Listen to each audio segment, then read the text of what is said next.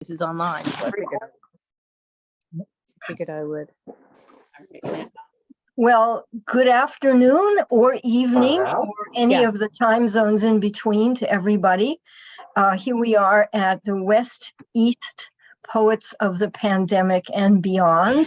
I welcome you here, all of you, and some people who are still arriving. This is a capacious Zoom room, and Susana, one of my dear co-hosts, has asked everybody to mute yourself if you are not reading at this point. And so I just want to welcome you. I'm Carolyne Wright. I am one of the curators or hosts with the most, or at least part of what we're doing here today. And I really appreciate all of you coming on this day that, at least in the Northern Hemisphere, is fairly wintry. We have 4 wonderful poets today. And if I am counting correctly, this is the 17th reading in the West East Poets series. The whole I'll give you a quick rundown. This series was founded by our great host, Lynn McGee, who in early summer, Northern Hemisphere summer of 2020, after the pandemic was underway, invited Susana H. Case and another poet, William Moore, in Los Angeles, to create a virtual reading series featuring poets from both coasts and in between. We won't call them flyover time zones.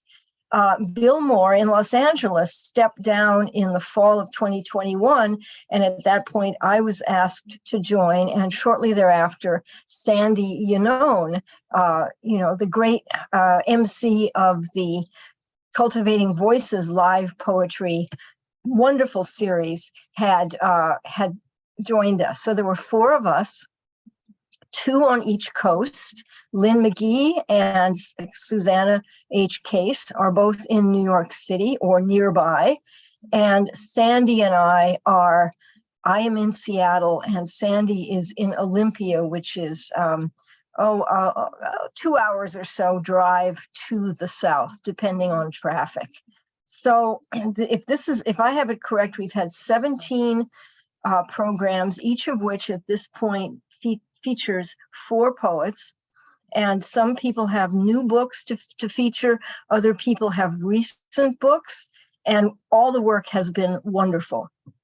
So without further ado, I would like to have our next speaker. Lynn is going to be sharing all of the book covers and opening and closing images via screen share, and Susana will be posting bios.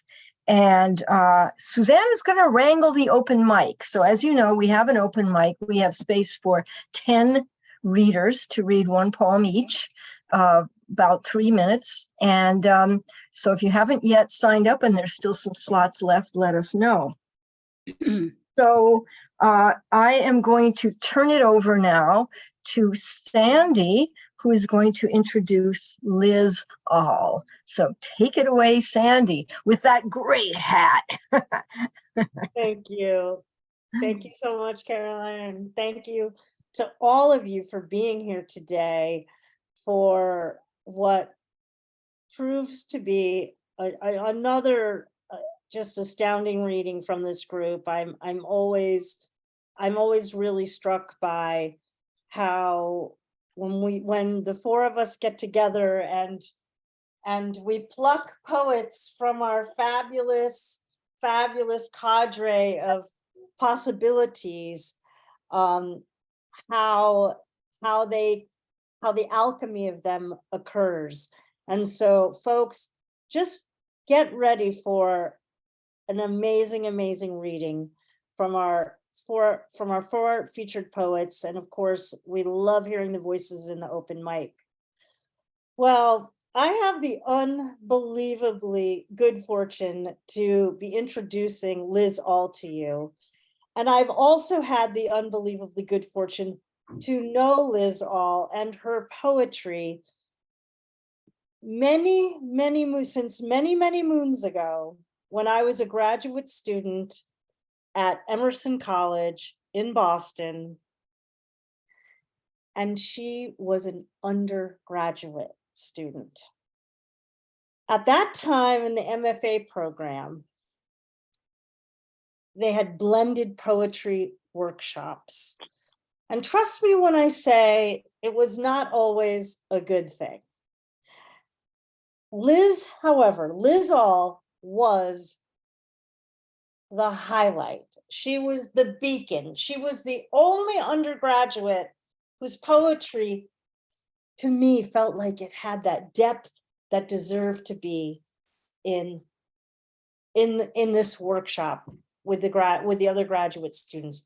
And I remember always leaning in to listen and being genuinely interested in her voice, what she questioned in her poems, how she constructed a line and strung her syntax. This is when she was 19 years old. Well, imagine my delight when a few years later, I'm living in Lincoln, Nebraska, and Liz All appears to start her PhD in poetry. Well, we developed and continue to develop a nuanced conversation about poetry that has continued and deepened for years. Her voice matters deeply to me, and I feel that I have learned how to listen and appreciate poetry from her work, probably more, no offense to anyone in this room or anywhere else, but probably more than any other contemporary poet I know, because we have shared words, secrets, desires, and dreams together for years. Her second collection, A Case for Solace, is reminiscent of that care that I've always known her work to seek. It's always been crafted well, but time and age and life bring wisdom. And this collection harnesses its accumulation of losses lived over time in an attempt to see if poetry can make the case for solace. It reminds me, her work has always reminded me a little bit of Elizabeth Bishop, and Bishop, of course, in that very famous poem, One Art, asked that question, if the art talked about the art of losing being hard to master. Well, Liz All's poetry is its own case for solace. I am a grateful recipient of this proof. I expect that you will find some sense of solace, not without discomfort, that I've enjoyed for years in listening to Liz's poetry. And we're going to ask whoever is unmuted at this point, if you please mute yourself before the poet reads. Liz has a number of other collections, and I'll just mention them. You'll see them in the bio as well. But A Case for Solace, the newest collection, is from Lily Poetry Review. And her first collection from 2017 is Beating the Bounds. And please do also look up her amazing 3 chapbooks, Home Economics, Talking About the Weather, and A Thirst That's Partly Mine, which was a 2007 Slappering Hall Chapbook Prize winner. Liz, thank you for being my guest today. Thank you for being my friend. Thank you for being a poet that I admire, appreciate, and love.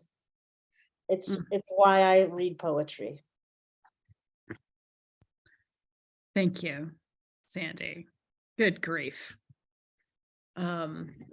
Yeah, shout out definitely for Slappering Hall Press. They published my first chapbook, and it was so beautiful, and it was so, I felt so well cared for by the editors and by the designers. It was just, and it's still in print, like, which is kind of exciting.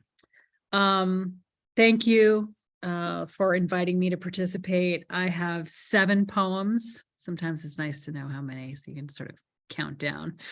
I'm going to read 6 from my book, A Case for Solace, and then 1 that I worked on this summer. And actually, I wrote this summer and I worked on a little bit this morning. The first one is called My Father. Can everybody hear me okay? Just show me a thumbs up or something. Okay, great. Thank you. The first one is called My Father's Tools.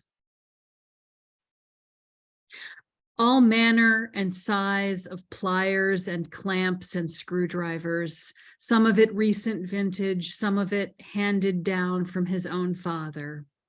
Tape measures, T-squares, plastic protractors, stair gauges, feeler gauges, fanned out like a smudged pewter peacock tail, each metal feather infinitesimally thinner than the next. A dozen hammers, sporting a dozen different heads, different claws, each tweaked for its special function, its unique and preordained purpose. Every genus of hook and hinge, of hasp and bracket, I sort into taxonomic piles, working down through the most obscure descendant subspecies. As I sift through the drawers and boxes and workbenches and trunks he left behind for us to empty of their banal and mysterious contents, my dead father reminds me, there is no such thing as a saw. Only hacksaw or bandsaw or jigsaw or circular saw and decades of sawdust shorn from the miniature hulls of ships onto the cement floor. No such thing as nail or screw, but a complex family tree of flooring nail versus common nail versus masonry nail, rituals of selection and specialization, or as he said, the right tool for the right job, or as he said, measure twice, cut once.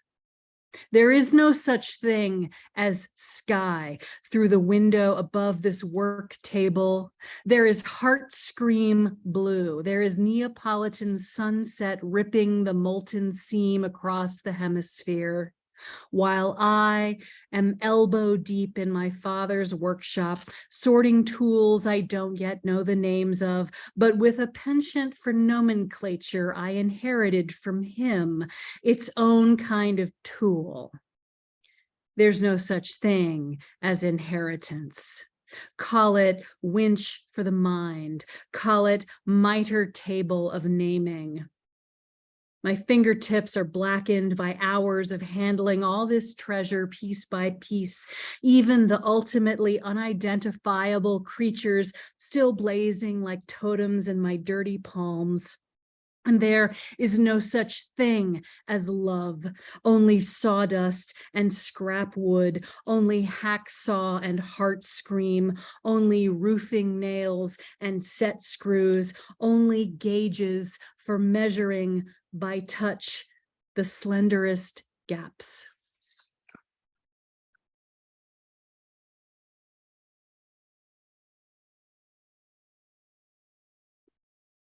The first dozen to 15 pages of this book are pretty hard. It was a lot of losses. This one's called Sitting with a Friend. I've come with sandwiches, chips, and drinks to the house where his wife died 3 nights ago, where he and his daughter held her, where they listened to the silences lengthening between each breath she drew. He asked for a Reuben, so I brought a Reuben. I didn't know what chips to get, so I brought 2 kinds. We sit at the oak kitchen table, the house strung rafter to sill with thousands of paper cranes, and he starts talking, doesn't stop for 2 hours, which is how long it takes for him to eat the sandwich. Later, he'll go to town hall to see about death certificates and car titles. I'll return to the office and inspect spreadsheets, calculate course enrollments. Right now, though, I'm visiting my friend at his old house, or rather new house, newly formed planet with one resident. The Reuben is my temporary visa, my passport, my rocket ship, the only currency we might still have in common in these raw early days as magma attempts to assemble itself into landscape. The seething atmosphere practices being breathable. We eat together, me listening, him talking about her, about Veronica, whose absence remains uninhabitable.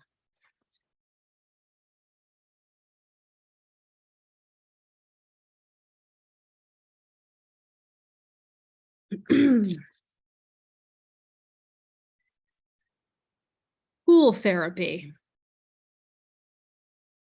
At 90 degrees, the pool's therapeutic, like massages are therapeutic when gloved in particular formalities, in particular offices, and therefore covered by insurance if you've got it. This pool's not echoing with Marco Polo, not at all limpid or stimulating or frothing full of sirens and mermaids. A staircase with 2 railings descends into the aquamarine, and I take it step by step. These ruined knees pressed down by this fat old body until I'm all the way inside the chlorine-scented bath, and buoyancy's miracle welcomes my angry bones, soothes them out of friction.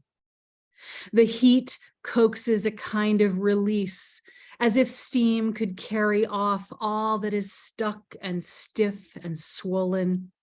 For half an hour, I step and bend as commanded, one side to the other, then a few laps across the deep end, and finally back to the stairs. As I emerge, what was borne away comes slamming back, a physical and therapeutic cruelty I forgot to brace for.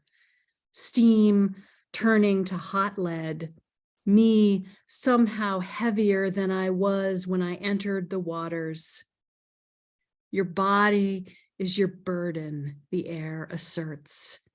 And I drag this waterlogged corpse rolled in a carpet back into the influence of my planet's true gravity, this old pain with its new name.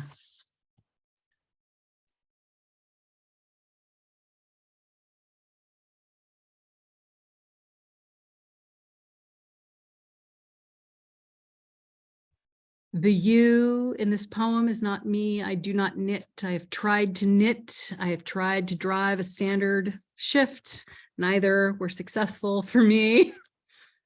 This is called the end of the Afghan. Here you are, having approached the end. There's still the border to knit. The border some part of you must have known you'd reach, even as you drifted through the comfortable endlessness of the long project. Here's where you tell yourself about destinations, but mainly where you dig out the creased pattern, consult the new set of coded directions, pick up your needles, and pull the tail of one more skein. You cast on. Cross over.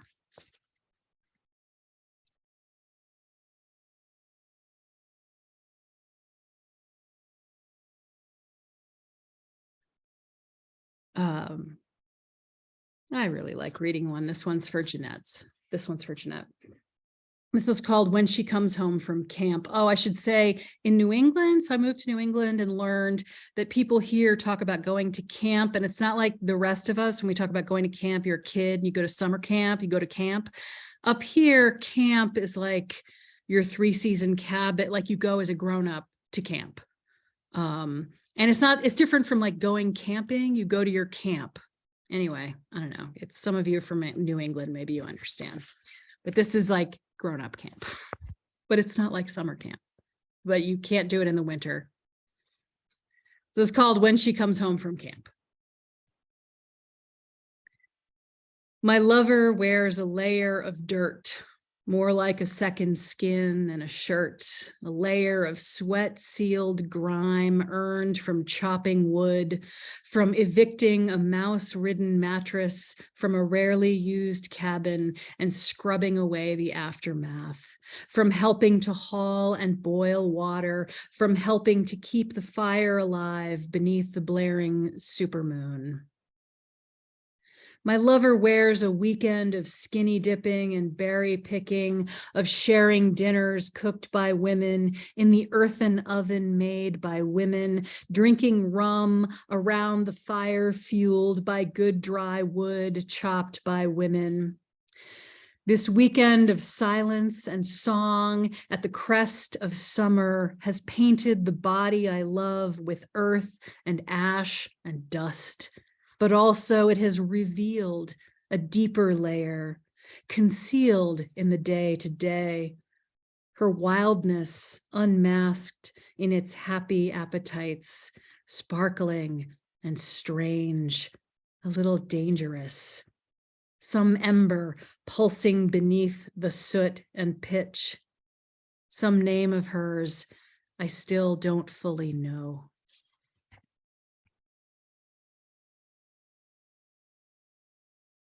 I enjoy indoor plumbing a lot, so camp is a sort of a challenge for me, but it is her happy place, which, you know, what's not to love about that. I'm going to read one more from A Case for Solace, which I hope you'll buy, not because it is going to make my fortune one way or another, but because the Lily Poetry Review Books is putting out some really terrific collections, and supporting any of the collections will support future collections.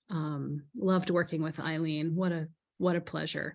So one more from the book and then one bonus. This is called When to Eat the Peach. Between unripe and too ripe, a surprisingly thin sliver. Between taut flesh biting back and formless surrender, the slenderest blink. Tonight, the full strawberry moon hauls its solstice glow through the lattice of branches. If you look away, the sky might swallow it before you had a chance to taste the fruit for the first time in decades. In the narrowest aperture, a whole world churns borderless centuries of sweetness for those who can find a way inside.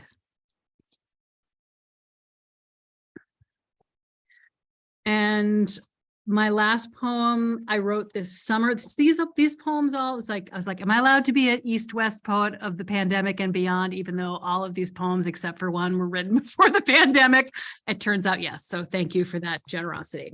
Here's a newer one that was written this summer and revised a little bit this morning. And it goes out to Sandy Yannone because it concerns Sandy Yannone, who is the you in this poem. There's an epigraph with some important info. 2,000 tree seeds were flown on Apollo 14 to the moon to see how weightlessness might affect germination and tree growth.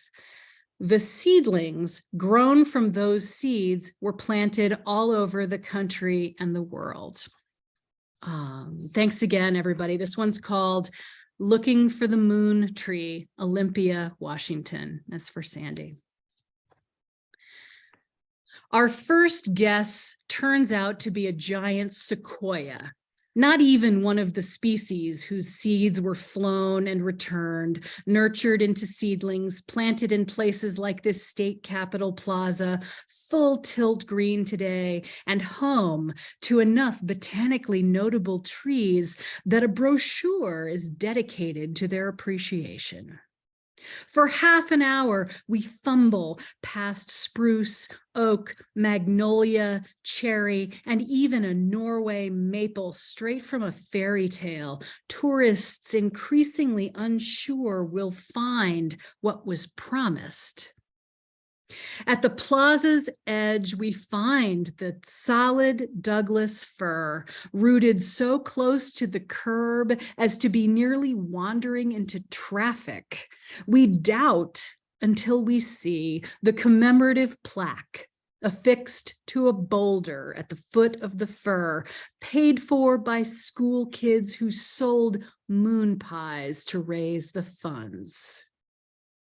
We exclaim, we touch the bark, look up into the spiraling spokes of its limbs, laughing our joyful relief to have found it, that it's real. It looks just like a fir's supposed to look, no visible sparkle of lunar magic at play in its needles or cones. Any evidence of its earliest distant voyage must be buried deep in the heartwood. You ask, where are all the others? And I tell you about the list of moon trees, old friend who also loves a list of vintage rarities to collect, loves, like me, the near impossibility of the accumulation of a complete set, nautical flag glassware, typewriters, trees sprouted from seeds that have been to the moon. We both enjoy a meandering quest, even suspecting, as we did today, that what we seek might be gone or extinct, a figment, but at least we'll get to see along the way the unsought and fully earthbound wonders. The cool chamber behind the heavy jade drapes of a weeping white birch. The massive dawn redwood looming over a bench like a bodyguard, or the blue begowned, hoop-skirted young woman posing for her quinceañera photos beneath the big leaf maple.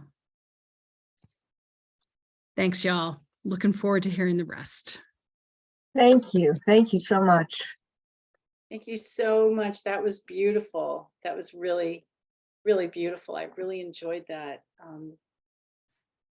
Thank you so much, Liz All. And there have been some, Susana's been putting in the chat where you can purchase A Case for Solace. So, you know, you can just click on that right there and boom, you're there. You know, isn't it great?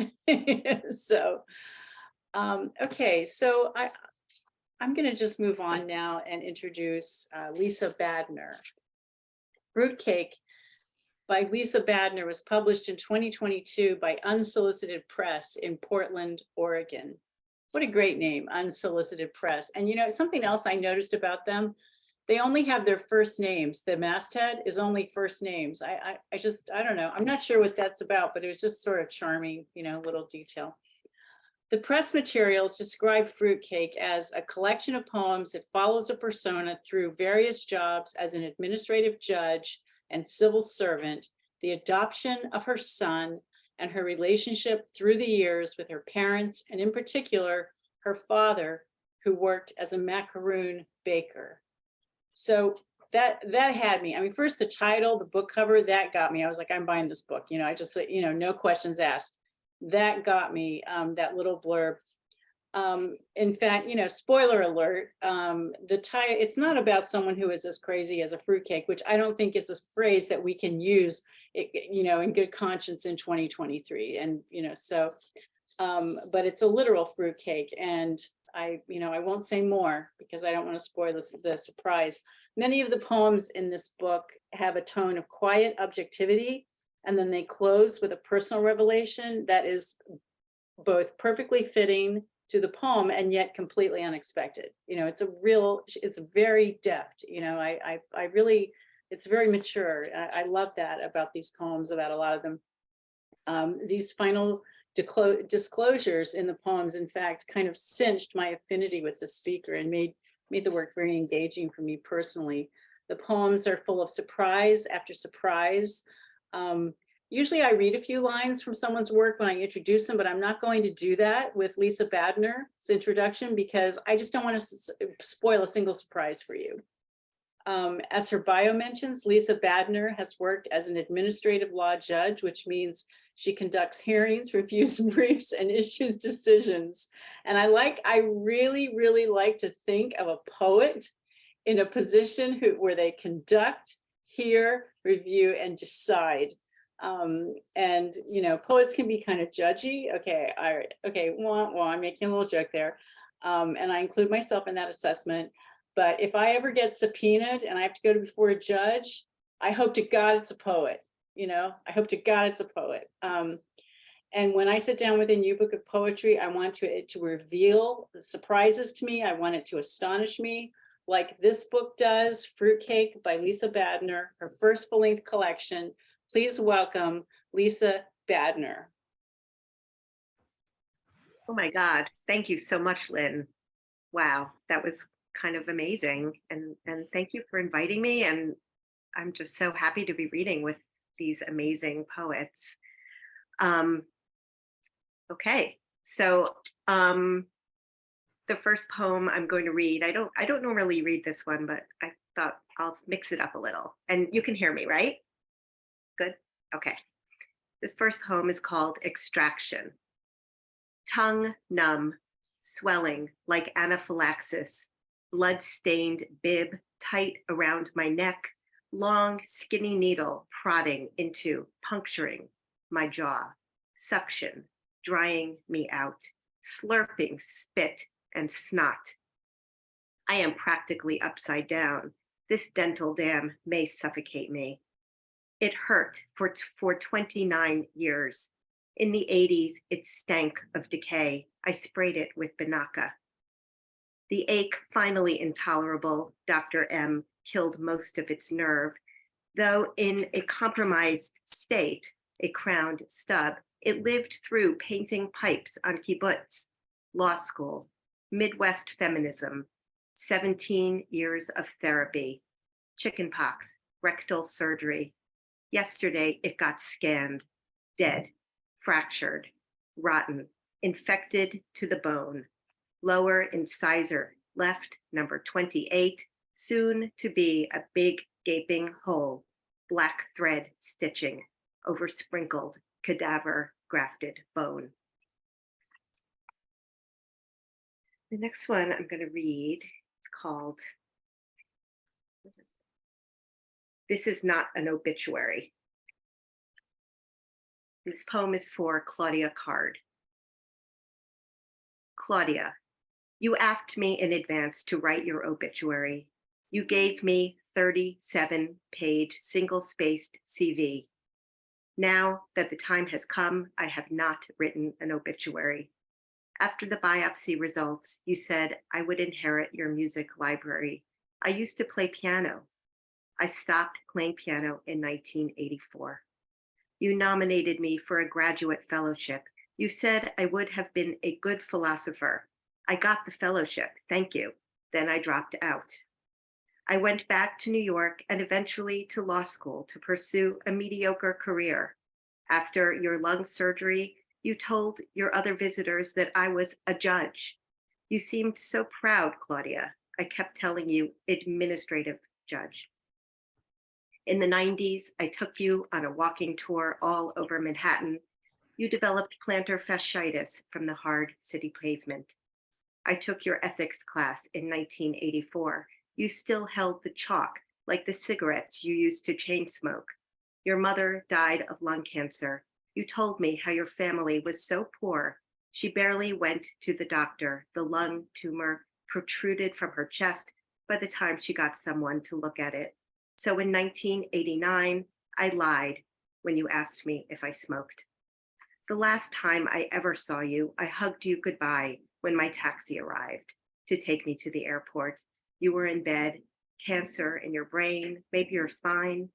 My heavy backpack fell over me onto your abdomen. When they moved you to hospice, you said on the phone, you'd rather I come see you again at this new facility than come to your funeral. I didn't see you at hospice. I didn't go to your funeral. Okay. The next one I'm going to read is called Music Festival. I don't know if anybody ever went to the Michigan Women's Music Festival. I did not enjoy it. Music Festival. Shortly after dropping out of graduate school, and after my mother sent my father from New York to rescue me from the Midwest lesbians, I attended a festival. There were 8,000 women. Most were lesbian. Many were naked. I went topless, but not bottomless. I went with friends who quickly found new friends. I sat by myself, too stiff to dance to the music, even though it was a music festival. I watched others dance and make out. Tall, skinny blondes wearing nothing but hiking shoes and belts, swaying to Holly Near with large shaved Amazons, wearing rope sandals and cloth fig leaves. I waited in long lines alone, lines to use the porta-janes, which reeked, lines for showers, which were cold, lines for food, which hosted bacteria, making several sick. And then the thunder. Sweet honey in the rock rained out, lost, searching for my tent. I wandered through the S&M encampment, women in spiked dog collars huddling under tarps. When I got to my tent, the floor was covered with filthy rainwater and floating cigarette butts. My tent mate, my only hope of intimacy, had moved out to a dry tent.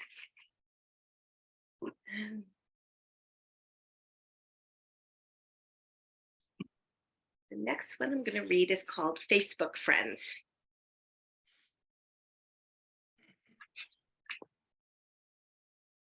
Fran is my friend on Facebook. In the 90s, Fran and I were roommates, then girlfriends. Dina is my friend on Facebook too. I cheated on Fran to be with Dina. It was in Jerusalem and very dramatic. Fran can see that I am friends with Dina on Facebook because Dina is on my list of friends.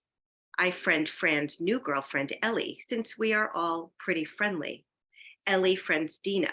Ellie doesn't know Dina, but Ellie friends all of her Facebook friends' friends. Ellie is friends with Alan. Alan and Ellie were boyfriend and girlfriend in the 80s before Ellie was gay. Alan friends me. I have never met Alan, but I was girlfriends with his first wife, Deb, when Deb was still dabbling. We weren't very friendly after that. Alan and Deb are friends on Facebook, though I hear Deb may have recently died. Fran and Ellie and Dina are also friends with Deb on Facebook. Tomorrow, I'm going to friend Deb too. And it's so weird to not see you guys in the same room. Okay, the next poem is called Taxi Court. They call me judge, talk about hacks and specs, seizures and blues. It all eludes me. A limo driver says it's a conspiracy, medallions and cops, takes off his shoe. In my country, this means I tell the truth, licks the bottom. They read taxi news and look at their watches. My decisions pile up while I try passwords on the computer. Down and out 1, 2, 3, ne'er-do-well 4, 5, 6. Finally, I hate law 789 gets me in. I find everybody guilty.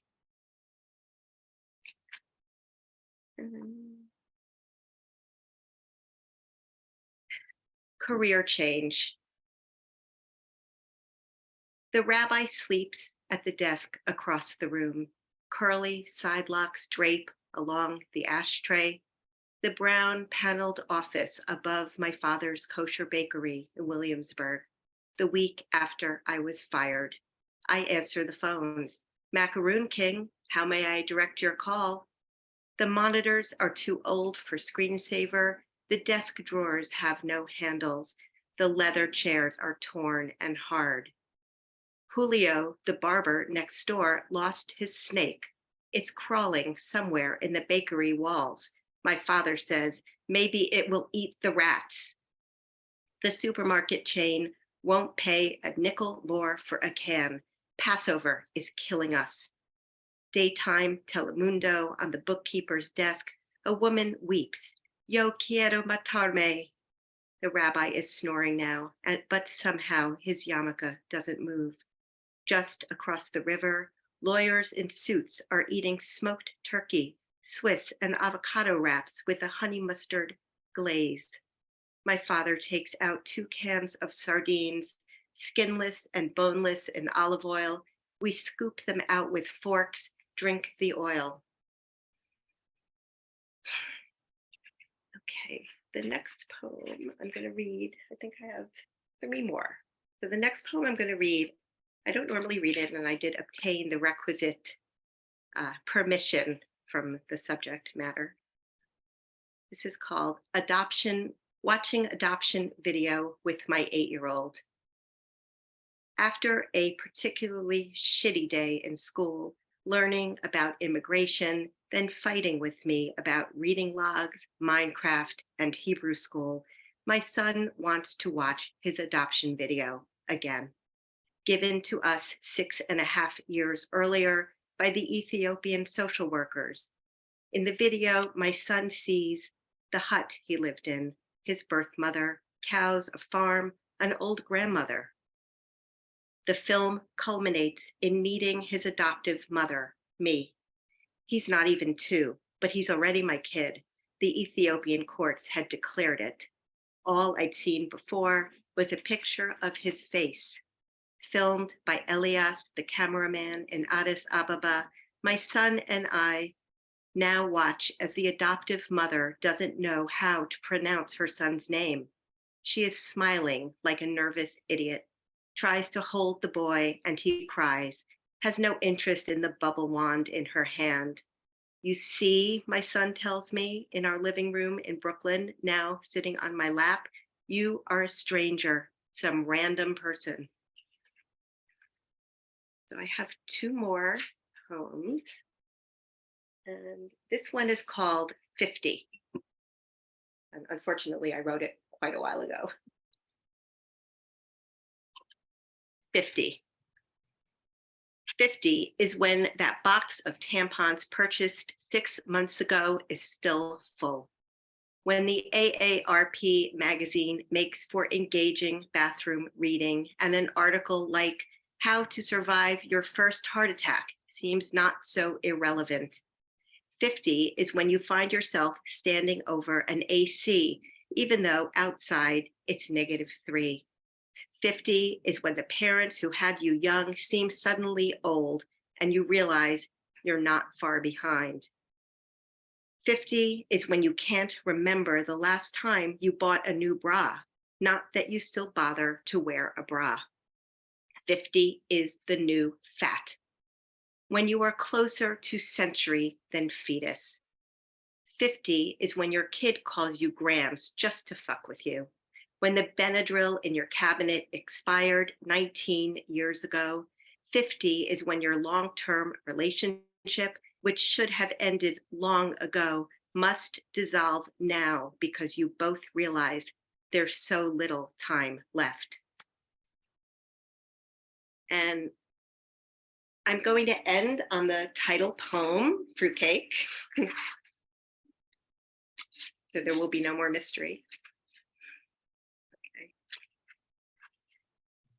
Fruitcake. My father makes macaroons for a living. They are a popular product and quite healthy. The macaroons are named for my sister, Jenny. Jenny's, they are called, Jenny's macaroons. My father made a Lisa fruitcake once, shrink wrapped in a drab beige box with gray lettering, small pieces of shriveled raisins, candied dates, nuts, some too hard to chew. It was dry, fell apart like sawdust, one customer wrote, embarrassed me in front of my guests. The Lisa fruitcake never made it into a trade show or an ad, rejected unanimously by the distributors, the Lisa fruitcake was a resounding failure. Thank you so much.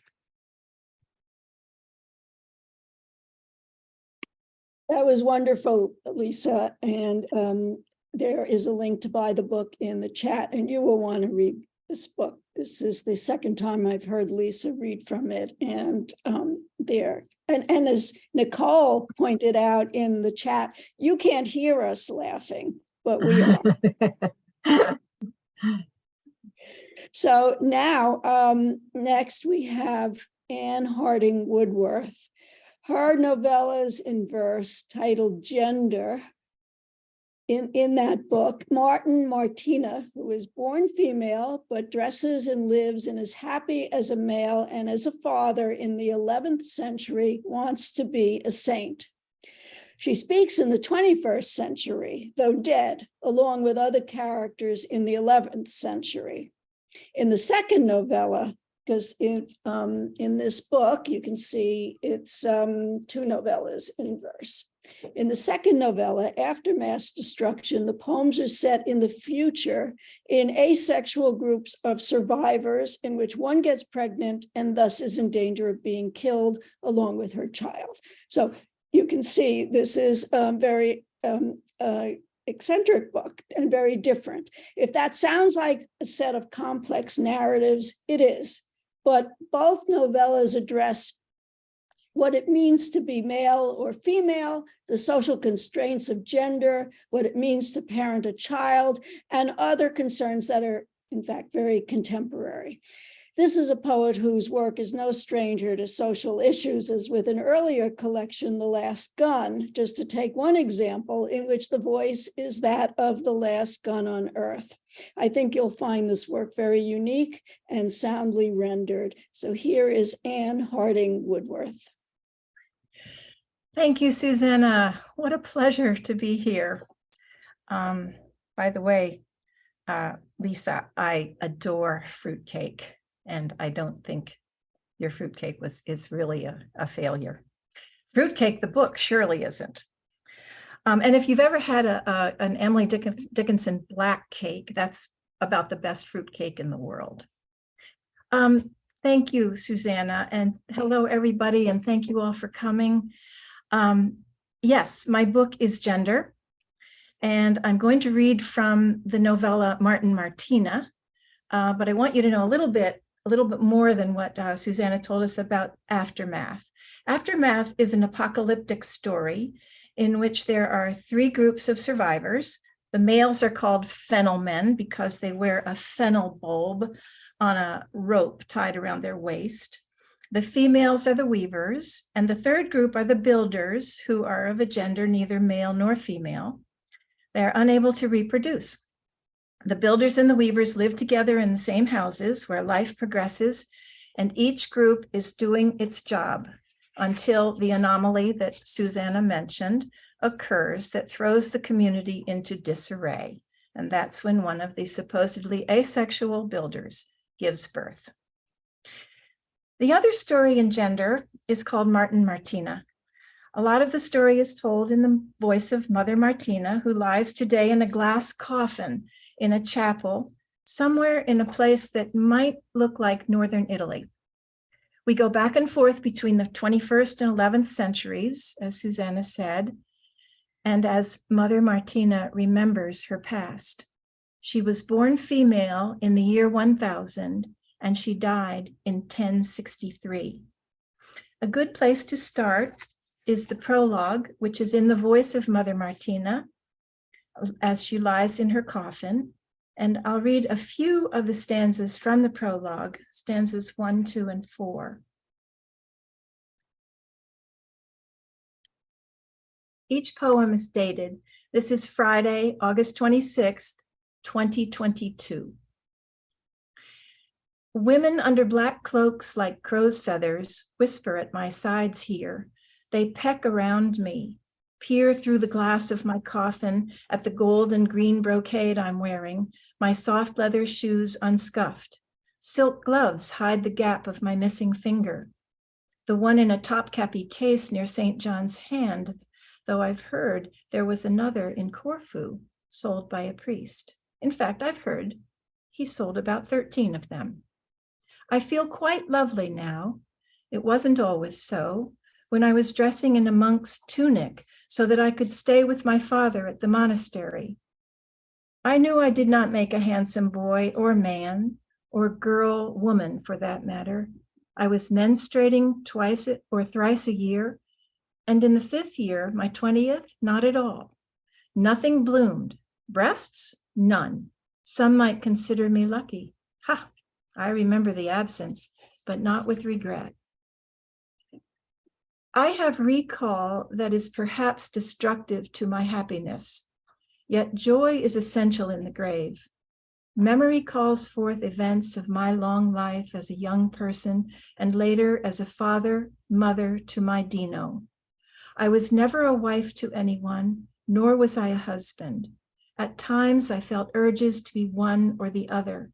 I held it all within me. Memory deepens acuity. Nothing is blurred. A disturbing clairvoyance now serves me well. I can recreate scenes, characters, dialogues, and actualize conversations word for word, like the one I had with my father when he told me he was going to join a monastery. In that conversation, Martina is distraught. Her mother has died from plague years earlier, and she says she will go with her father into the monastery. No, he says, you are a woman. The monks will not welcome you there. Martina replies, tell me, father, do I look like a woman with this chest as flat as any man's? Your voice is high and lovely, her father says. I can growl, father, she argues. At last, he concedes and says he will cut her curls, and he gives her a man's tunic to wear, saying, growl, my son, my girl. So Martina enters the monastery and is now called Brother Martin, but in time his father dies. Brother Martin is then sent a good hike away from the monastery to do the work to work the vegetable gardens with some of the other brothers who've been suspicious of him from the beginning. One of them even called him a pretty little eunuch. At the vegetable gardens, it's Martin's job to work on the artichokes, which become a symbol of rejuvenation and long life throughout the story. Working the artichokes is how he lost his finger that Mother Martina mentions in the prologue. I'd like to read the 2nd stanza and part of the 3rd stanza from the Artichoke Sonnets, etc. The first one goes into how cruel the vegetable gardeners were to the artichokes, but we will see that Brother Martin has a nurturing way with plants. I bet you've never heard a poem in the voice of an artichoke.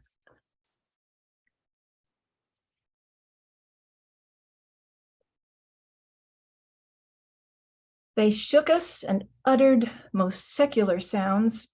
Pricks, prickles, thistles they called to be mean, sounds of damnation that vibrated down to our roots and beyond where we wanted to be. They kicked us farewell every dusk when the sun had given rest to our stems and our leaves. Then quickly they went to the inn just for fun, safe from the highway, robbers and thieves. It happened one day. A new monk arrived in our garden, by now a bed more than dry, his small hands and feet and a digging technique different from any we'd known before, and gently he'd urge us, gently he'd speak, ask us to taste of a rich, fertile land. We budded, we blossomed, our leaves turned from brown to a green of no peer, so verdantly green. We swayed in the breezes and danced up and down, laughed in the sprays of the fountain and heat. This was the change we sorely were needed. Like bells we tolled, like carillons sang. We loved Brother Martin and fruited seedlings. Gratias agimus tibi, we sang. Well, the inn that the artichokes mention is where the vegetable gardeners stay, because They are such a long walk from the monastery. The innkeeper and his wife have a daughter named Bronwyn, who is physically challenged. Her feet are malformed and her gait is unsteady. But while a young girl at an inn where soldiers and monks stay, you can probably see where this is heading. Yes, Brother Martin is accused of fathering Bronwyn's infant. The innkeeper and his wife take the baby to Father Ralph, who is head of the monastery and speaks only in rhyme. They tell him that vegetable gardener Brother Martin planted a seed in the wrong place, and they never want to see the child again. Father Ralph expels Brother Martin from the monastery, sending him off with the baby. Here's an excerpt from that poem. Saturday, May 26th, 10:22 at 7:30 a.m. Father Ralph hands the baby over to Brother Martin. This morning, to the creature in my company, Brother Martin reached out tenderly. This is your son, I told him plain. Take him and raise him as you can.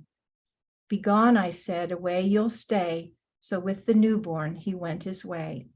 And as he left without reserve, he said, this is more than I deserve. He smiled a smile, the widest of smiles, left humming a tune to the newborn child. Confidentially, I must utter this. Brother Martin was a man of bliss as he walked outside with the babe in his arms, smiling broadly with lips that formed a symbol of happiness beyond all words, a smile beyond a flight of birds. How in God's name is he so blessed? He knows just how to find peace, I guess. So as you can infer, Brother Martin is thrilled to have this child come into his life, and he raises the boy, whom he calls Dino. Dino and his father become very close. Eventually, Martin tells Dino that things aren't quite as they appear, and Dino begins to understand that Martin isn't his real father. As one might expect, Dino's birth mother, Bronwyn, when she is about 27, comes looking for Dino. The last poem I'll read is Dino's conversation with Bronwyn about fatherhood.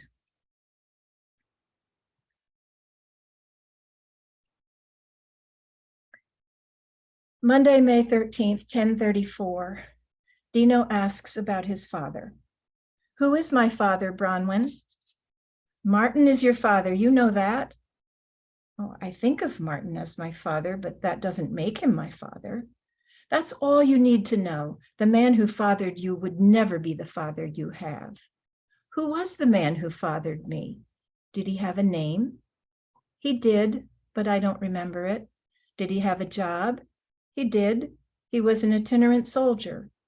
My father was a soldier? Dino, Martin is your father. He loves you and shows you how much he loves you. A father who does not show love to his child is not a father. A soldier father, a father who can kill, forgets he is a father. Did my real father kill? Possibly. Did my real father sing? I don't remember. But a father who does not sing to his child is not a real father. Did my real father know how to cook? A father who does not feed his child is not a real father. Did my real father do good deeds? A father who does not know right from wrong is not a real father. Was my real father kind? A father who abandons his duty is not a real father. A father who has nothing of the mother in him is not a real father. Martin is your father, Dino, and you are lucky for that. So the story goes on, and we observe a family. It's big and small events. We hear about miracles, sainthood, love, death, and many other issues that make up a life. And I hope you've enjoyed this snippet of the novella. I lived with these characters and got to know them deeply, as well as those in the apocalypse story. And I hope you will too. Thank you. Thank you so much, Anne. That was amazing work. I love the era in which it is set. It's a time in history that there are a lot of touchstones. So I really appreciate that. And it is my distinct pleasure now to introduce Lauren Camp, who is the recently appointed Poet Laureate of New Mexico. She's the author of 5 books of poetry, most recently Took House, which is from Tupelo Press, and I think you can see it there. And this is the second book of hers from Tupelo. The first one from Tupelo that she published was the winner of the Dorset Prize, which has become quite a major award in the last several years since it began. And it also received the Arab American Book Award. It was a finalist for that. And her book, the one called 100 Hungers, that was the Dorset Prize book. But Took House is the book that I have just recently had the pleasure of reading. But let me first tell you a little bit about how Lauren and I met. We have met via email when a few years ago, and this was, I believe, before the pandemic, Lauren sent me an email she had been sent my way by a poet who lives here in the Seattle area named Paul Nelson. And Paul felt that the two of us should get together and conspire about some possibilities of working together or reading together or teaching. And so we were beginning to get into some communication about that, but then COVID happened.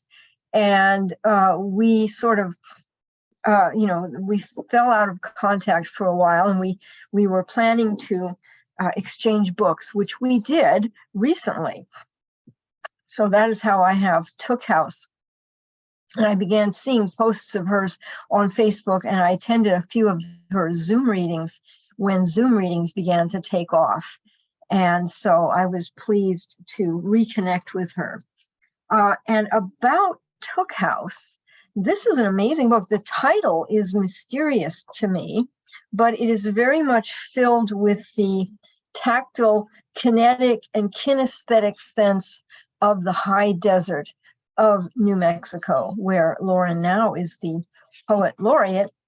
The sort of the power of that desert landscape just permeates these poems. There's that energy, that stark beauty, and then the strange, uncanny power of raptors. There are poems to birds of prey, eagles and owls and falcons throughout this book, and I found those poems striking and compelling.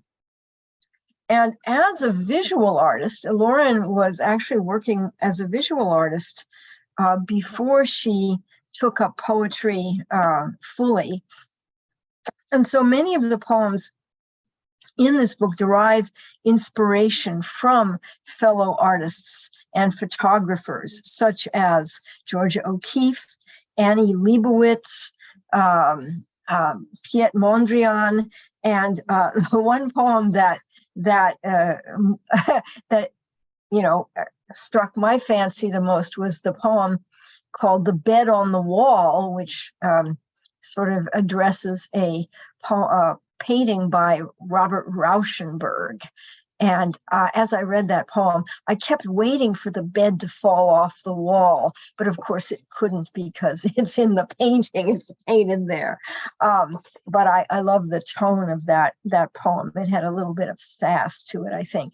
But there is a certain oblique wonder in these poems. I always find myself wondering about the drama behind the words, because the language is oblique and it keeps torquing in interesting directions, in unexpected directions, which of course is what, I find I love about poetry. So Let us welcome Lauren Camp and hear her read from these compelling and oblique and powerful poems.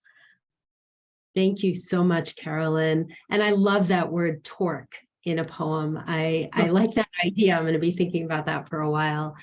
This has been such an amazing reading. I feel like I'm very happy to read, but I feel so full of the last 3 readers in such positive ways. So thank you all for your work.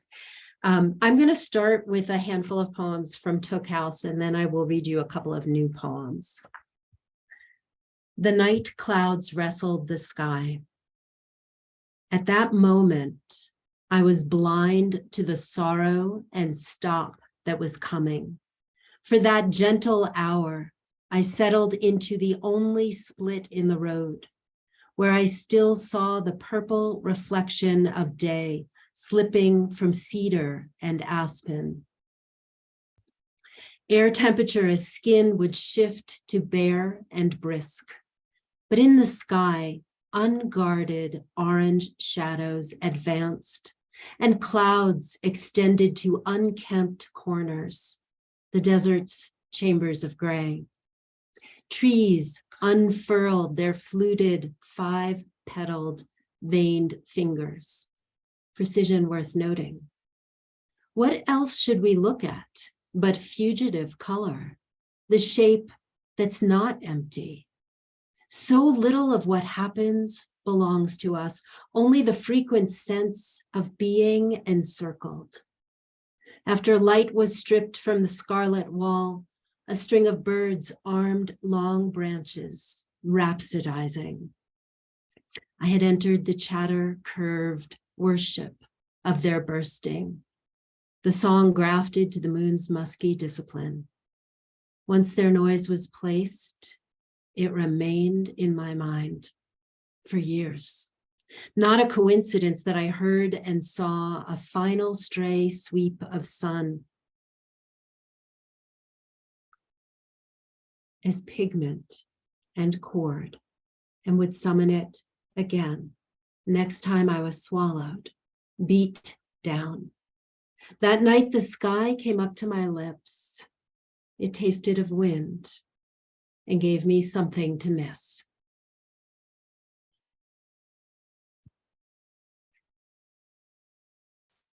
So as Carolyne said, there are poems about artists. Really, they are ekphrastic poems. They're poems, though not replicating an artwork, but sort of circling around the artwork, looking at the artist's process, or maybe the materials. This is inspired by a piece. It's a mixed media piece by a Santa Fe-based artist, Judy Tuoletstua. It's called Text, Blood Earth. That's what her artwork is called. And it's made out of tar and straw and other media. And the painting, the poem is called Tar Painting. Tar Painting. Alice showed us her house and the slight, delicate light that collapsed on each surface, each sofa. My new friend showed us her lonely rooms. My vision narrowed to rows of pre-Columbian pots and a black painting in a long niche by the bedroom. Art was everywhere, tethered to walls. Alice served salmon with a crisp crust. I drank the gin-clear water and agonized about forks. As we ate, we discussed how many Black moments it takes to fill a vessel of betrayal. Without prying, I knew her husband had been removed, the kitchen renovated. When the conversation at the table turned liquid, I moved back to the corner to study the tar an artist laid thick with her hands, and each grain stalk lodged in the rough coat of marrow, but aligned like consternations of light. I still cannot stop seeing the trembling lines or the cracked pitch clutching each plate of grain, or the way Alice kept darkening. How each night before she enters to sleep, she must study the wall of her primitive self. After a tart with plucked berries patterned on top, she helped us on with our coats. It was winter, a reduced palette of light, a sequence, an immutable anatomy of long, narrow marks.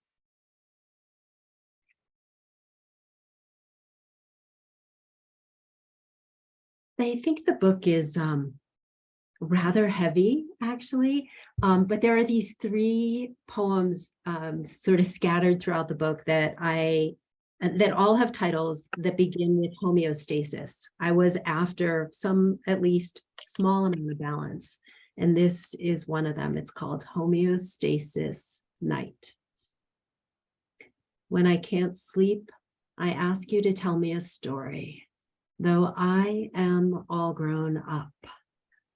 And I listen to what it was like to be a boy that one year in Southern Illinois, how you loved snow and your bike, and where your house was at the end of a lane, and how you found that house because of a man at a gas station.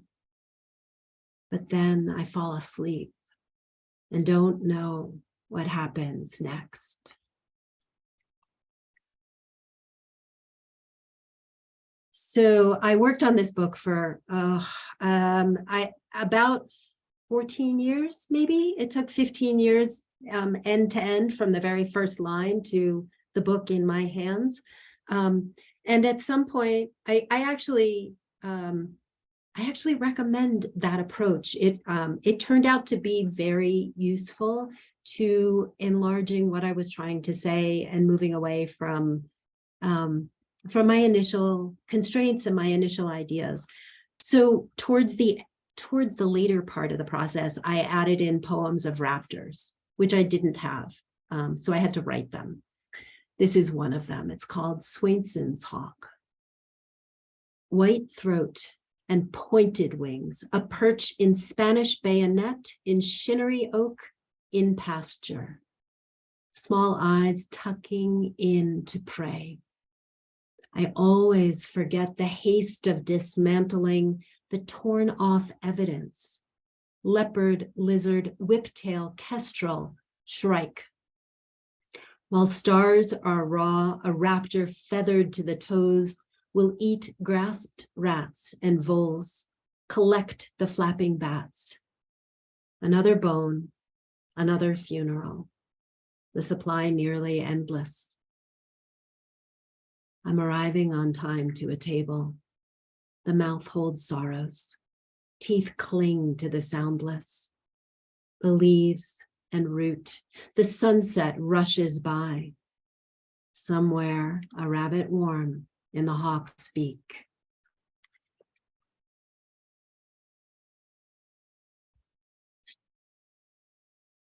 Weather. Tell me why being there was always ending. Tell it 4 times or 6. I'm back to the twang of a body and its declaration. I'm not revealing the gaps, the familiar repeating strange without echoes, but want to remember driving into the mountains when there was hardly snow.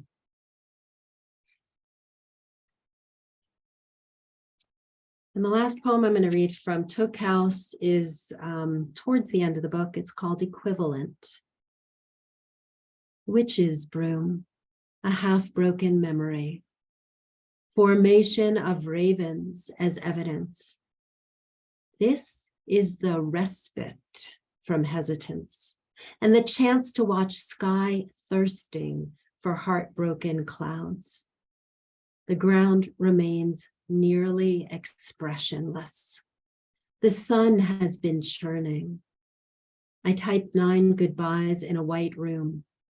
Tomorrow I'll have something in common with those who once lived here. The warm sound of old wounds. The knife upside down in the kitchen, the jawbone on a fence on the hillside, and the man with a shaker of salt. It will all stay the same. Wild horses, a hedge of cobwebs. Now the man with a needle pulling out droplets of blood. The sun lands as ash in the bath.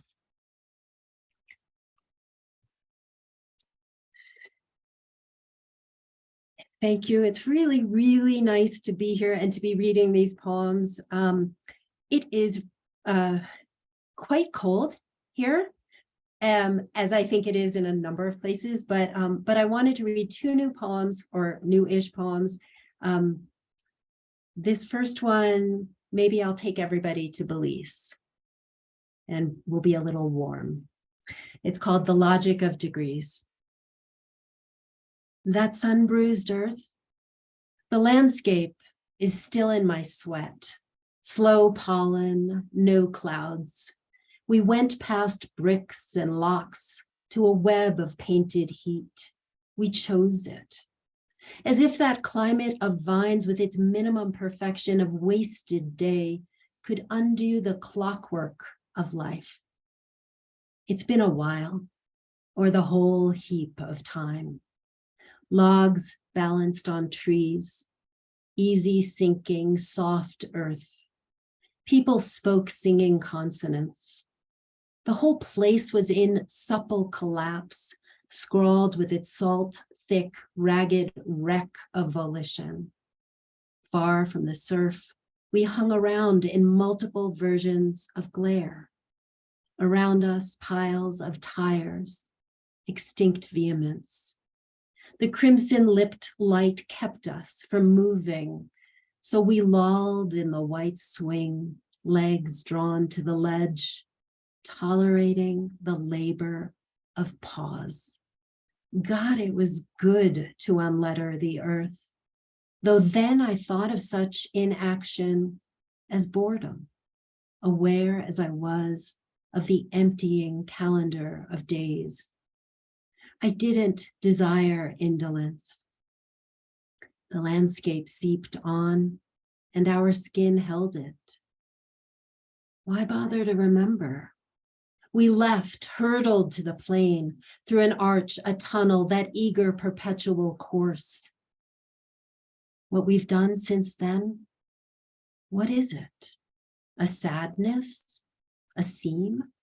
I think how joyous it was when the moon resolved to bless the street. It mattered a lot, that cool chance after the prolonged day flanked to its knees, defending its heat. And the last poem I want to read, I like going places in my poems. I like starting places. A lot of times for me, that is New Mexico, which is the landscape of my heart, but I'm willing to go other places and see what happens. So in August last year, I spent the whole month at the Grand Canyon. And my responsibility there was to look up at the night skies. And that's all I had to do was look and write. And this is one of the poems that I wrote while I was there. It's all really quite true.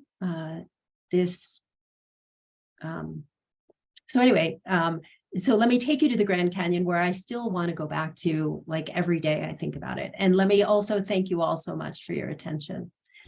The poem is called No Other Place to Go. I was sitting on a bench, watching night move into place. I wasn't doing nothing, and I wasn't doing anything about that either. It was unlike real life. Simple, such looking, without having to notice. Stars, little by little, gathered in the paunch above. And so I was thinking about darkness and light, thinking gradations of points and the uses of wings. And just then, two people asked to share the bench. Though they sat no distance from me, they were only bodies lived through voices. The mother began to tell where they home. A concrete jungle, she said. 2 hours from this and 2 hours beamed to another big city. Her husband right then was down the road, wanting to photograph the sky, in position, awaiting. I sat without taking my eyes from the vanishing. And that was what I was, happy and whole. She said he lugs his equipment on trips to find any dark.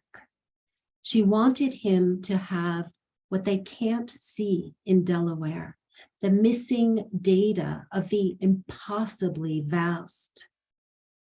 That night, we saw stars fish around, and we filled only with what they were doing.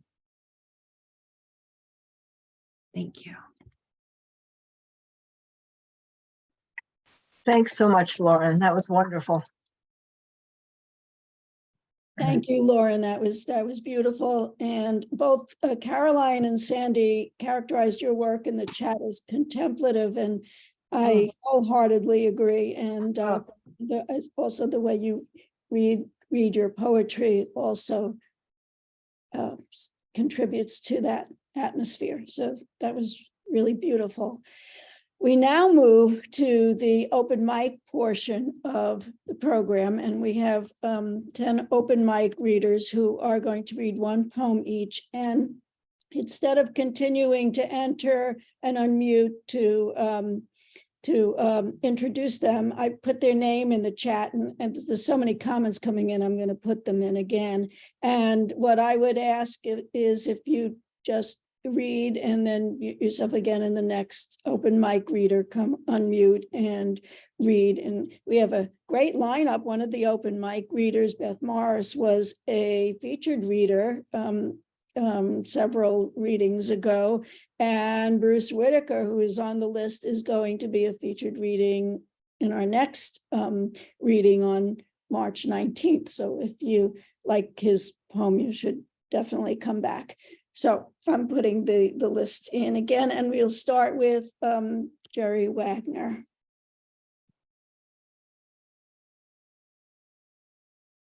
What a great reading this is.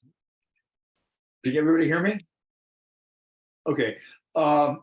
First, I want to publicly thank Amy Holman for blurbing my book, A Month of Someday, which Michael Broder of Indolent Books now has on Kickstarter.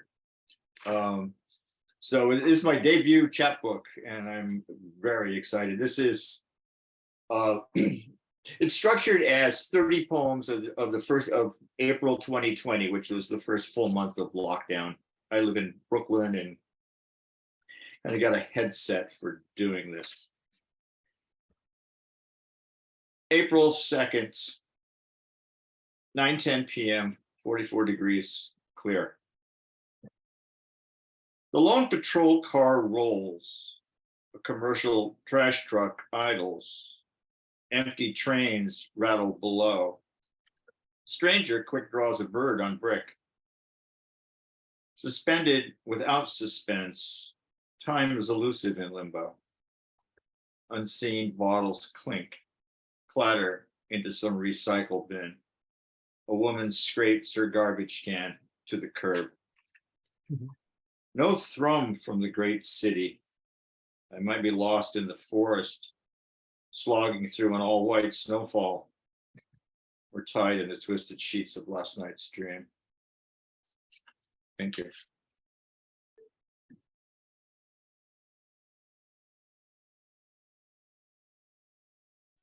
Hi, everybody. I'm delighted to be here, and I appreciate all the beautiful poetry that we were hearing tonight. It's really such a pleasure. I'm going to read 3 poems that are each under a minute, so I hope that's all right instead of reading one longer poem. The first one is called A Spat. A Venetian wine glass sits broken on the kitchen windowsill. Its azure bowl upside down, lord and lady in festive costumes dancing on their heads. The glass stem nearby waits for glue.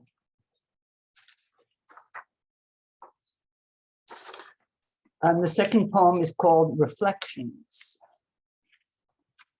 I wake to view myself through the window, robed in flimsy summer clouds, my sky blue complexion unblemished.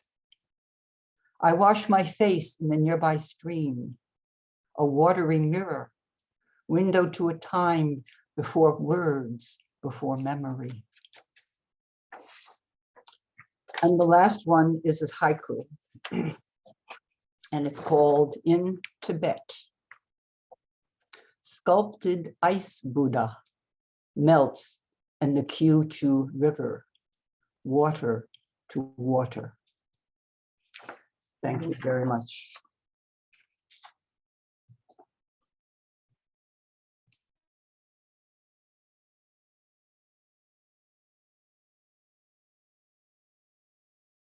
James Higgins, are you still with us? Yes, I am. I'm sorry. Hi, this is my first time here, and I've really enjoyed hearing this wonderful poetry and these great poets. And I'm delighted to be able to read one of my own. So this is called Trying On Hats.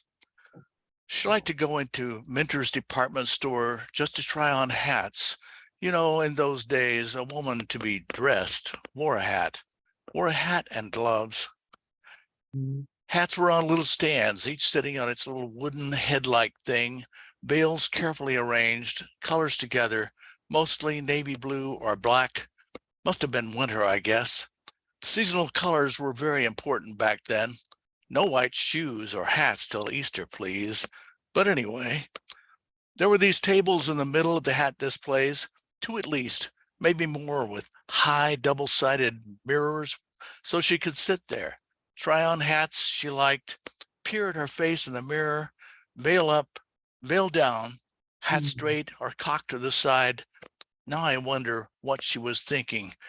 Maybe a daydream, seeing herself as another woman, more glamorous perhaps, who could afford to buy a hat, even two. Maybe that woman in the mirror was the woman she wanted to be, instead of the separated wife of a small town Texas mechanic. Thank you. Wonderful. Wonderful, James. Thank you. Thank you, James. Thank you all. This has been such an amazing reading. I'm going to read a very new poem that I wrote like yesterday, the day before. It's called Inventory. Elvis is dead. He's left the house, and his daughter too. His daughter has left the house. The house keeps getting left. My brother arm in arm with a butterfly. Somewhere in my body, I'm on a 2-lane road with Iris, and she's telling me about the rainy season, how the hills get so green in the winter, how they are brown now because they are dead, but come winter, they will be green as emeralds, green as the taste of the stone in your mouth, green as the feeling of a Mexican jumping bean grown warm in your pocket. I don't think what I'm feeling is fear. In my dream, Zoe dismantles string instruments. She lights a fuse and throws it in a rowboat. She swims upriver like a fish, her scales more ornament than protection. The star chart says my soul kidney is slush. That's a lie. It tells me to be kind, so I will be kind. My brother used to say, you got kind hair, the kind on a dog's butt. Ha ha. At the candy counter, those caramels with the milky center. If it is my mission to put my whole life on this page, I will have to include the fact that when I was 9, I loved Del Murphy so much I wanted to be his child bride. I would let him take me home, let him pour me Cheerios, wash behind my ears, pull my toes apart, and rub the dirt off with an old rag. The balloon pops. We'd taken the van to Atlanta. It is my first time in a city. I lay on my back on the sidewalk and stare up at the buildings because that way it looks like they are falling on you. I can finally breathe. I text C, say I have decided to occasionally use the word survivor. Why have I hated the word survivor? Listen, my heart is beating in my ears right now. This house, invasive ductal carcinoma, nearly iambic, gravity. I'd like to eavesdrop on your flip phone call. I'd like to know why the Audubon guy had to kill the birds he painted.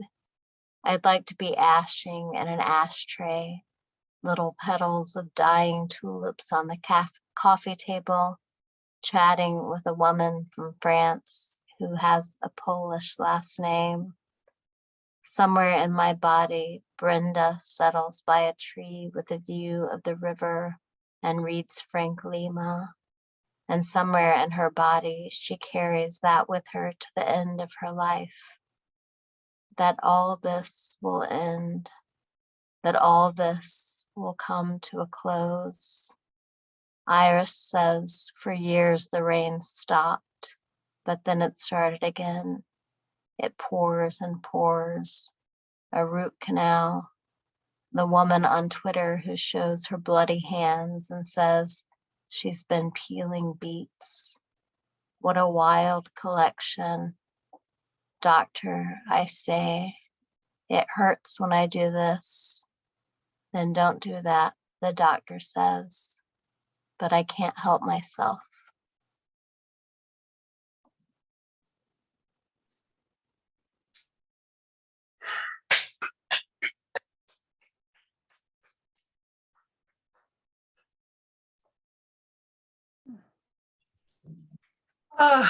Nicole, you do have kind hair. This poem is called Sunday Afternoon on Henry Street. When I walked into the cafe and a woman touched my jacket and bag and asked for one of my cigarettes, I almost believed I had some on me. So when I said, sorry, I don't smoke, and she replied, that's all right. I'll just ask your daughter outside. It seemed quite possible I had a daughter standing outside, although I can't tell you whether anyone was there or not. But if all possibilities exist, maybe there is a world in which I did have cigarettes on me, a world in which I had a daughter. And this woman was from that universe. And I, of course, am inside the universe where I quit smoking so long ago. I regret being so punctilious as to have mentioned it once on an intake form so that now I'm referred to as an ex-smoker, even if I haven't smoked in over 40 years, which means if the woman outside was young, then I was being flattered, wasn't I? Although if I were my own mother at my age, I'd have a 20-year-old daughter. And if I'm the daughter, which I am or was, then it's 1980. I'm smoking 2 packs a day, and I'm the one who's asking. I can't say with any degree of certainty who it is who wanted what. Cigarettes, possibly code for whatever was in the bag. No idea, really. Only she seemed awfully familiar the way she touched me without hesitation, as if she knew me from another life or from this one, the one in which she'd tried to take all the money in the tip jar, had taken the dome off, the chocolate chip cookies, then touched each one. I'd say she wanted more than cigarettes, as we all do. After all, she'd already smoked one inside the small cafe, had used the word rehab, mentioned she was looking for it. Oh, to be rehabilitated to this life. The one in which I don't smoke and don't have a daughter or anyone in particular waiting outside, not that I can see, not that I'm aware of, not that I've been told before today.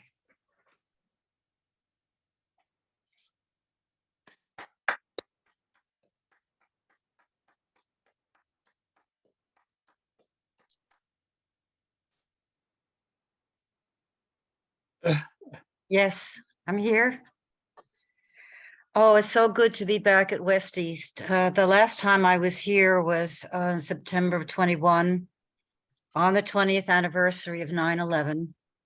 And I was reading from my last book, which is called In the Aftermath, 9/11 Through a Volunteer's Eyes. I was a volunteer at Ground Zero. Anyhow, I met Eugenia Kaiser at West East, and we are hoping to do a joint review of 9/11. Turns out 9/11 was the day Allende was deposed in Chile. So we're working on a bilingual post 9/11 book. And I was hoping she'd be here tonight, but maybe she'll get the video. In any case, one never leaves a poetry book. One never leaves its ideas. You keep thinking and writing about it. And this one's called Deja Vu, Grand Central Terminal, New York City, November 6th, 2022. I climbed the steps from the lower level platform, heading for the clock in the middle of the station. Meeting friends for the first time, theater outing in Manhattan, post-COVID. The station is crowded with tourists. It's Marathon Sunday in the city. At the top of the stairs, I see the National Guard on patrol. Combat fatigues, fully armed. My eyes scan the terminal, looking for bomb-sniffing dogs.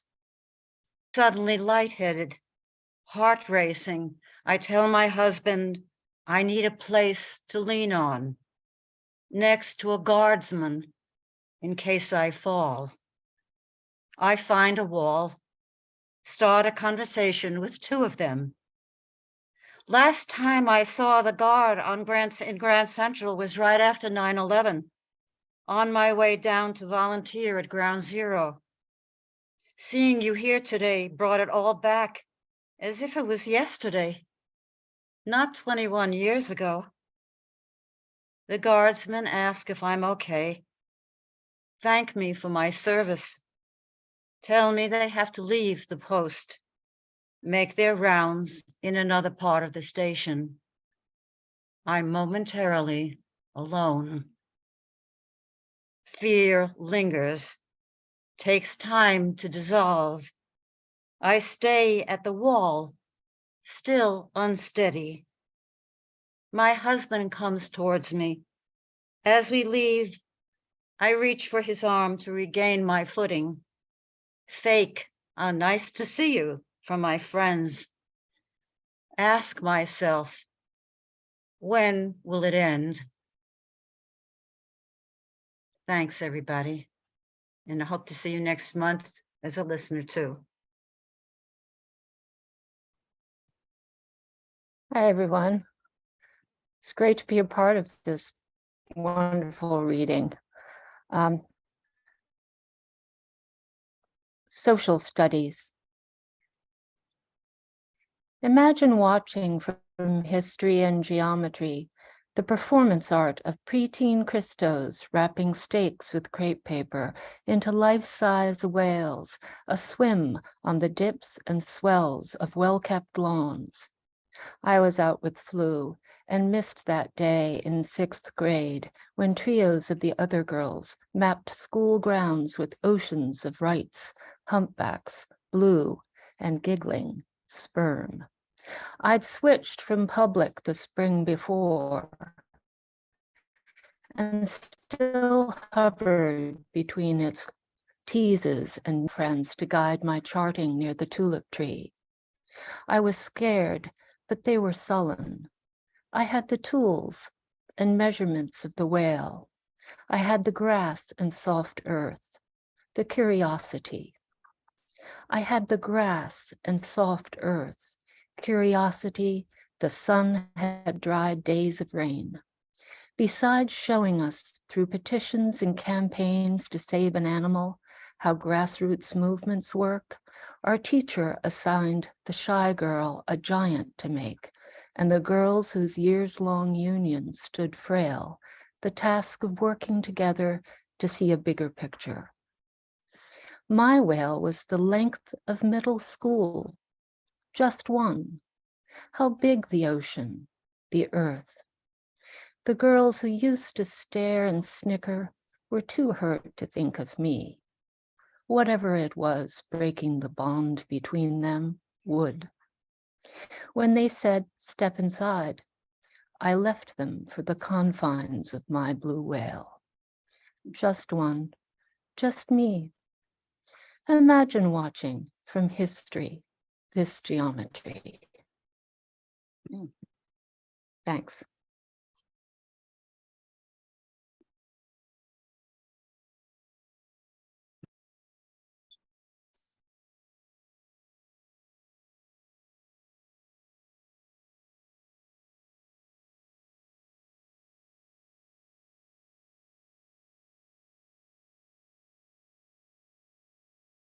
Is Maria here? Yes. Okay, you're up, my dear. Okay. Hola, everybody. Beautiful readings. Thank you. It wouldn't leave me. It was Abuela's favorite church, the sparkling Nuestra Señora de Lourdes in central Chapinero, just a few blocks from her apartment.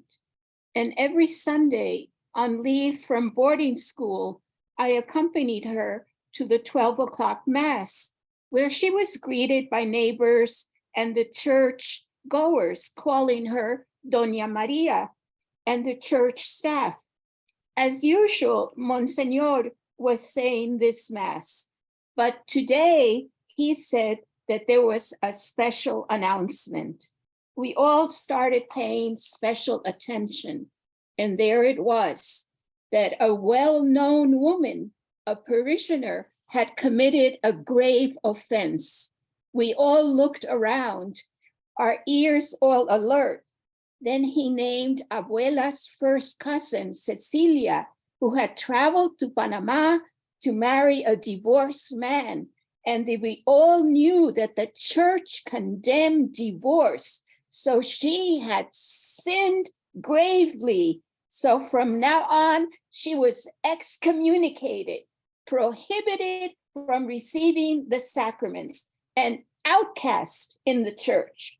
Cousin Cecilia, 50 years plus, had tried for years to get an annulment for Eduardo, her love, so they could marry in the church, but they could wait no longer. Abuela, daughter of an educator, niece of a president, widow of an attorney general, knew in her bones to recognize right from wrong. She waited for the end of mass, and all 5'1" of her approached Monsignor, greeting him as usual, and then directly asked him, "Your Reverence, what happened to the compassion you have been preaching to us for so long? Is this how you express love? Cecilia, my first cousin, is a good woman, helping her elderly parents, sewing for the poor, caring for all who need care. And you assassinate her in public? Goodbye, dear Monsignor. My family will never come here. We believe too much in love and compassion. God is in my soul, and I will continue my nurturing with him, saying the rosary and praying for the caring of dear Mother Mary. Abuela turned from Monseñor, stricken dumb with her words, and I learned what true power was. Muchas gracias.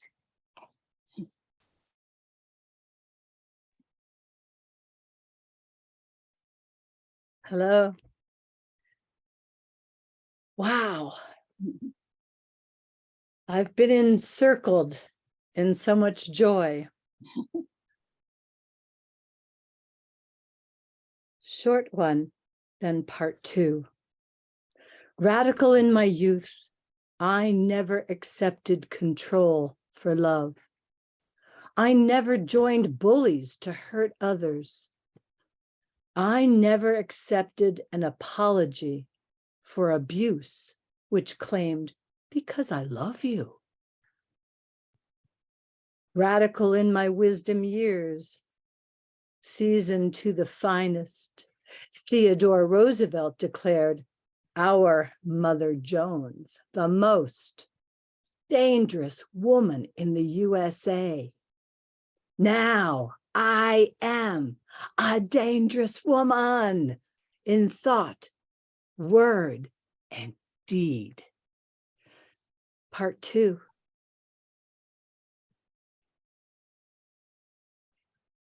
In the wake of the flood, bending light through rain-drenched trees, steam brightly streaming against resurrected turquoise skies,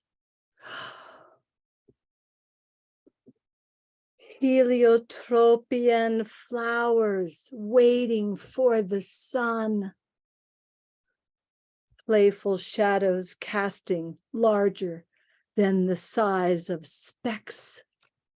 Louder now, melodic hum, louder now, I running across the deck, helicopters, second coming, bringing home rescued lives.